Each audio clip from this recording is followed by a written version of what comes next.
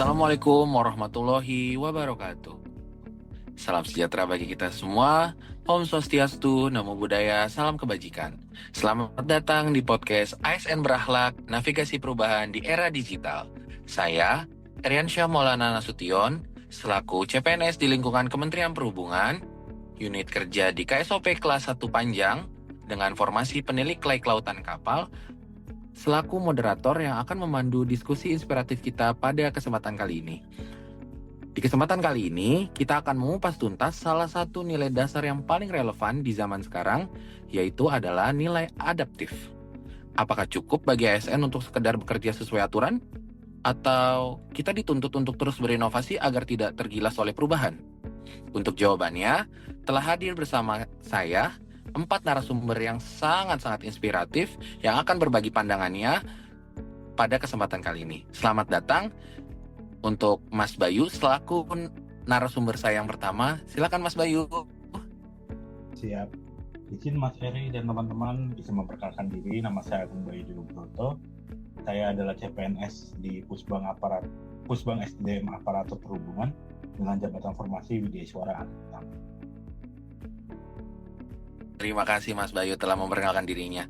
Oke, selanjutnya untuk narasumber kedua saya ada Mbak Bella. Mbak Bella, halo. Halo Mas Eri, selamat Silakan siang. memperkenalkan dirinya Mbak Bella.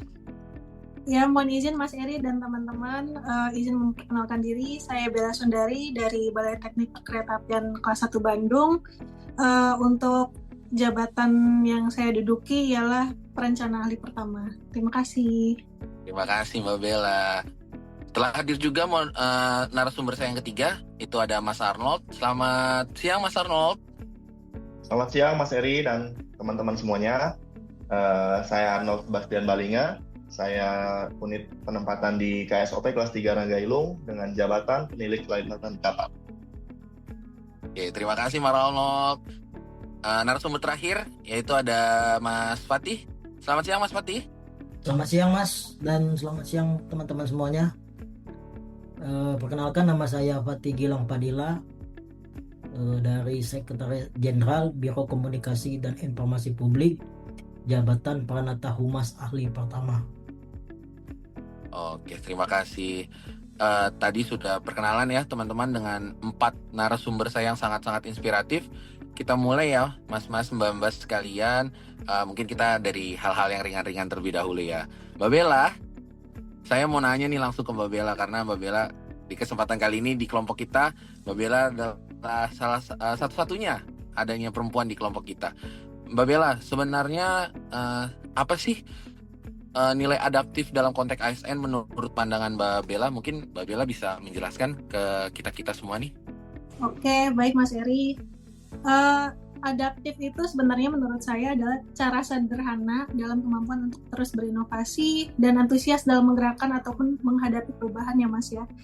Jadi bagi ASN ini udah bukan lagi pilihan tapi keharusan, karena karakteristik alami yang dibutuhkan individu maupun organisasi untuk bertahan hidup gitu. Jadi artinya kita nggak hanya pasif menerima perubahan tapi juga proaktif mencari solusi dan perbaikan ke depannya. Begitu Mas Eri. Oke. Cukup dimengerti ya penjelasannya Mbak Bella ini sangat-sangat kompleks ya. Mas Bayu, coba dong Mas kasih pandangannya Mas. Mengapa sih Mas nilai adaptif ini menjadi begitu krusial terutama di era sekarang ini Mas? Mas Eri, jadi kita ini hidup Mas di dunia yang berubah sangat cepat dan tidak terduga. Kebijakan yang relevan hari ini bisa jadi usang di besok hari. Pemerintah tidak bisa lagi bekerja dengan cara-cara lama jika ingin tetap relevan dan kompetitif, Mas. Tantangan seperti perubahan iklim, perkembangan teknologi, hingga pandemi global memaksa kita untuk terus menyesuaikan diri. Sikap adaptif adalah jawaban agar pelayanan publik tidak berhenti dan negara tetap bisa menjalankan fungsinya secara optimal, Mas. Oke, saya setuju sih sama pandangannya Mas Bayu ya sebenarnya. Perubahan adalah sebuah keniscayaan ya Mas ya. Oke, Mbak Bella. Saya mau nanya lagi nih, kembali lagi ke Mbak Bella. Siapa saja sih yang harus menerapkan nilai adaptif ini sih menurut Mbak Bella tuh? Oke, siapa saja? Jawabannya semuanya Mas, tanpa terkecuali. Jadi dari level pimpinan tertinggi yang bikin kebijakan sampai dengan staf pelaksana di garda pelayanan terdepan ya. Jadi budaya adaptif ini harus dibangun secara kolektif, nggak hanya masing-masing, nggak cuma tanggung jawab pemimpinnya aja, nggak cuma tanggung jawab stafnya aja, tapi semuanya. Jadi ini tugas kita bersama sebagai sebuah organisasi, begitu Mas Eri. Oke, kalau kita ke Mas Fatih nih ya, Mas Fatih punya nggak tokoh panutan yang mungkin bisa di-share ke kita atau bisa kita pelajari, yang bisa kita teladani gitu Mas? Kalau dari saya sih Mas, kalau tokoh itu saya memilih Pak Nadiem Makarim Mas, pendiri dari Gojek, karena dia mampu menjembatani cara kerja cepat ala startup dengan kebutuhan birokrasi di Kemendikbudristek. Lewat Merdeka Belajar, kurikulum dibuat lebih sederhana dan fleksibel. Guru dan sekolah didorong berinovasi, dan di kampus mahasiswa difasilitasi untuk magang serta proyek nyata agar ilmunya relevan. Yang saya kagumi adalah pola kerja berbasis data, mulai dari uji coba kecil, dievaluasi, lalu diliterasi dan diperluas, yang menunjukkan perubahan bisa dikelola secara terukur di sistem yang besar. Dari situ saya belajar bahwa pemimpin yang efektif adalah yang berani memulai, mau mendengar, cepat menyesuaikan, dan konsisten mengejar dampak. Sikap ini selaras dengan nilai ASN yang adaptif Mas. Oh iya, relevan sih Mas, benar-benar adaptif lah ya. Oke. Terus Mas Bayu, saya mau kembali lagi nih ke Mas Bayu. Kira-kira menurut pandangan Mas Bayu, di mana saja sih nilai adaptif ini berlaku? Lalu kapan kita harus mengimplementasikannya Mas? Siap. Jadi kalau ditanya di mana saja bisa berlakunya Mas, nilai adaptif ini berlaku bisa di semua lini pekerjaan ASN itu sendiri Mas. Mulai dari perumusan kebijakan yang harus responsif terhadap data dan aspirasi publik, hingga cara kita memberikan pelayanan di tingkat teknis. Misalnya, dulu mengurus KTP, kita harus datang ke kantor kelurahan, Mas. Sekarang banyak daerah sudah menerapkan pelayanan online, itu kan bentuk sebuah adaptasi, Mas. Untuk kapannya, bisa setiap saat. Kemampuan beradaptasi bukanlah proyek yang ada akhirnya, melainkan sebuah proses berkelanjutan, Mas. Oh iya benar sih. Dulu kalau kita mau ngurus KTP itu, bisa harus datang pakai surat ini, surat itu dulu. Tapi sekarang udah cukup mudah ya Mas ya di zaman sekarang ya. Oke. Benar-benar saya setuju sih. Menarik banget ini, inspiratif sekali Mas Bayu nih. Oke, kita ke pertanyaan selanjutnya ya. Ini dari tadi saya lupa untuk tanya nih. Untuk Mas Arnold. Masih terhubung kan ya Mas ya? Masih terhubung Mas Eri. Mas, saya mau nanya dong Mas. Mau nanya dong pandangan dari Mas Arnold. Bagaimana sih Mas cara konkret kita nih sebagai ASN, untuk para ASN ini untuk menjadi pribadi dan organisasi yang adaptif Mas? Mungkin Mas Arnold bisa memberikan pandangannya Mas. Baik Mas, cara terbaik kita belajar beradaptasi adalah kita itu melihat mereka yang gagal Mas.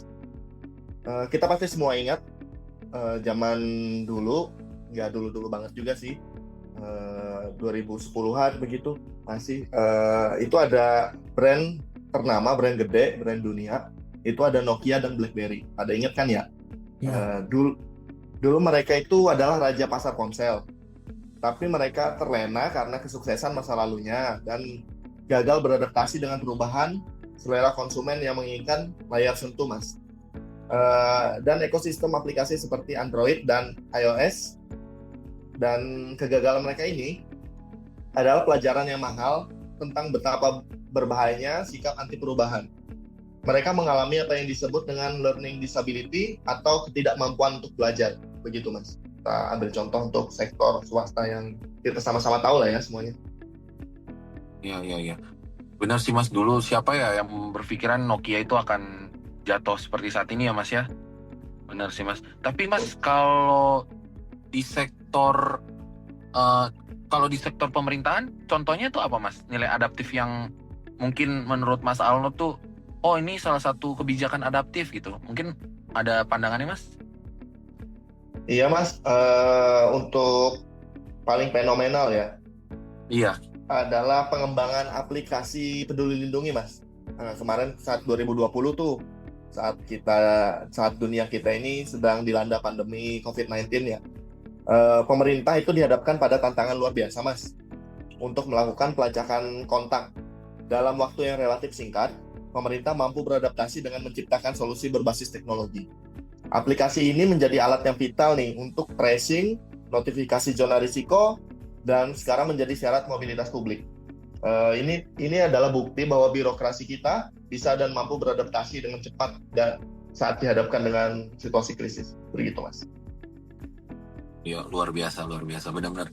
Saya sangat setuju sih, Mas. Itu di sektor pemerintahan itu sangat-sangat cepat ya, Mas. Di 2020 itu ketika kita lagi mengalami pandemi, adanya Peduli Lindungi itu sangat-sangat membantu tracing dari siapa yang terkena dari COVID-19 segala macam.